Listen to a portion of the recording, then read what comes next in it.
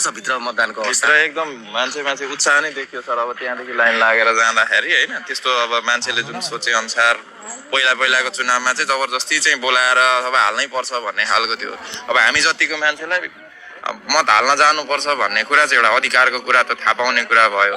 त्यो बाहेकको कुरा जस्तो मेरो बुवा अहिले निस्किँदै हुनुहुन्छ, ठिक छ हजुर, निस्किँदै हुनुहुन्छ, बुवा चाहिँ अघिल्लो मतदानमा जानुपर्छ भनेर बाइकमा हालेर लिएर आएको। यो चोटि चाहिँ जाउँ त भनेर हिँड्दै आएको क्या। अब अलिकति सुरक्षाको कारणले सवारी साधन पनि नचलाउनु होला भनेको कारणले झापा 5 को योपालि अलिकति अति सुरक्षा संवेदनशील क्षेत्र छ यो झापा 5। एकदम अब हामीले अब तीमाथि अब हामी 9 नम्बरको मान्छे पर्यो यहीँ अब हरेक कुरा देख्न पाइरहेको छ। हजुर तपाईँको नाम शुभ नाम? मेरो कमल पोखरेल हजुर। कमल पोखरेल हजुर।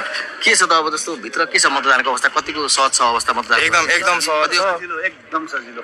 अहिलेसम्म अब सबैजना सुरक्षाकर्मीहरू तैनात हुनुहुन्छ होइन। उहाँहरूले यसो बाटो देखाउने बाहेक अरू केही गर्नु परेको छैन, त्यो नै राम्रो। भोट हाल्न गाह्रो भएन? एकदम गाह्रो छैन, अहिलेसम्म गाह्रो छैन। अब यो बिहानैको अवस्था पनि हो, मान्छेहरू चाहिँ भर्खर चिया मात्रै खाएर आउँदै गर्नुभएको अवस्था छ। यो निर्वाचन जस्तो यो कार्यकाल सकिनुभन्दा अगाडि भएको यो निर्वाचन एउटा विशेष परिस्थितिमा अहिले भएको यो निर्वाचन, देशमा भएको यो निर्वाचनले चाहिँ मा तपाईँ एउटा मतदानमा सरिक हुनु भएको छ होइन? हजुर। के अपेक्षा छ? तपाईँले हालेको एउटा मतले कति अर्थ राख्छ? होइन धेरै अर्थ राख्ने रहेछ सर। जस्तो नबुझ्दाखेरि चाहिँ अब मतदान भन्ने एउटा शब्द नै अलिकति गलत भयो जस्तो लाग्छ। दान होइन यो एउटा चाहिँ, यो चाहिँ हामीले लगानी गरे जस्तै हो होइन। यो मत दान दिने कुरा त सम्झिने कुरा होइन नि त, पछि त्यसबाट केही अपेक्षा गरिएको हुँदैन दानको कुरामा चाहिँ। तर यो चाहिँ लगानी हो, हामीले कसैमाथि एउटा चाहिँ 5 वर्षको लागि हामीले हाम्रो समय जिम्मा लाउँदै गरेको समय हो। त्यो भएको भएर हामीले एकदम सोचेर सम्झेर लगाउनु पर्छ। अब यहाँभन्दा अगाडि पनि मैले एकचोटि मात्रै भोट हालेँ। कारण के त भन्दा वैदेशिक रोजगार अथवा के होइन, सँगै बस्न नपाउने चाहिँ, परिवारमा बस्न नपाउने एउटा हो त्यो। मभन्दा पछिको पुस्ता चाहिँ अब विदेश जानु नपरोस् होइन, कमाउनकै लागि चाहिँ भनेर कसैले घर छोड्नु नपरोस् भन्ने मलाई चाहिँ भित्रदेखि मेरो अन्तिम इच्छा चाहिँ भनेको त्यही नै हो। अरू यावत मान्छेहरूको के छ भन्दाखेरि अब बुढापाका मात्रै आइरहनु भएको छ, म भोट हाल्न जान्न, हिँड्न सक्दिनँ भन्ने बुवा एकजना म देख्दै थिएँ होइन। उहाँलाई लिएर आउने उहाँको छोरा उहाँ कुन देशमा हुनुहुन्छ भनेको त्यो सहज परिस्थिति भएको भए त उहाँको छोरा यहीँ बस्नुहुन्थ्यो होला, उहाँलाई चाहिँ लिएर आउनुहुन्थ्यो होला होइन, भोट हाल्नलाई चाहिँ उत्प्रेरित गर्नुहुन्थ्यो होला। अझ बुवाले चाहिँ छोरालाई लु हिँड जानुपर्छ भन्ने अवस्था आउँथ्यो होला। तर त्यो सँगै नभएको कारणले चाहिँ अप्ठ्यारो परेर, त्यही भएर मेरो अन्तिम इच्छा चाहिँ के हो भने कमाउनकै लागि कसैको छोरा विदेशमा जान नपरोस्, अथवा मभन्दा पछिको पुस्ताले चाहिँ विदेशको ऊ चाहिँ कमाउनका लागि भनेर चाहिँ जान नपरोस् भन्ने मेरो अन्तिम इच्छा छ। जस्तो झापा 5 चाहिँ जस्तो यो निर्वाचन क्षेत्रले चाहिँ तपाईँको सांसद मात्रै चुन्दै छैन, अहिले चाहिँ प्रधानमन्त्री पनि चुन्दैछ। प्रधानमन्त्रीका दावेदारहरू पनि यो निर्वाचन क्षेत्रमा उम्मेदवार हुनुहुन्छ। त्यस कारणले पनि तपाईँहरूमा एक खालको बेग्लै उत्साह थियो होला, छ होला।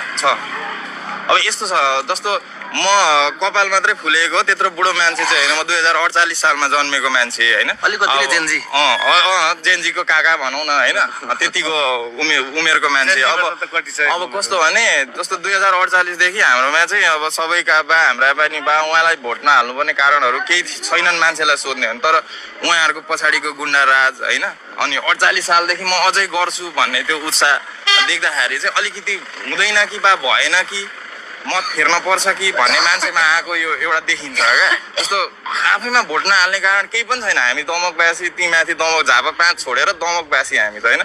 हाम्रो लागि लगभग सबै चिजहरू छन्, पुगेकै छन्।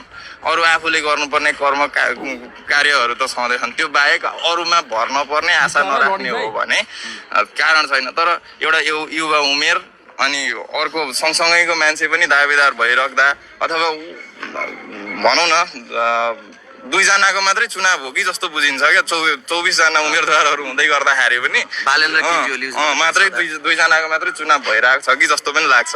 त्यो चाहिँ यो फ्रस्ट्रेसनले यस्तो भएको होला जस्तो लाग्छ क्या। 2048 सालदेखि सांसद 4 चोटि 5 चोटि 4 चोटि सांसद भएर 3 चोटि 4 चोटि प्रधानमन्त्री हुँदाखेरि पनि अझै गर्नु पर्ने बाँकी काम नरहनु पर्थ्यो भन्ने कुरा हो। किनभने मैले पनि 48 सालमा जन्मेर नि मलाई पुग्ने मैले विदेशै गएर नि कमाइसकेको छु क्या। भनेको मैले कसैमा आशा गर्नु पर्दैन। तर मान्छेलाई भ्रम छरेर है एकदम यो चाहिँ गलत भइरहेछ। त्यही भएर मान्छेले भोट हाल्दाखेरि चाहिँ एकदम सोचेर सम्झेर हाल्नुहोस् भन्ने लाग्छ।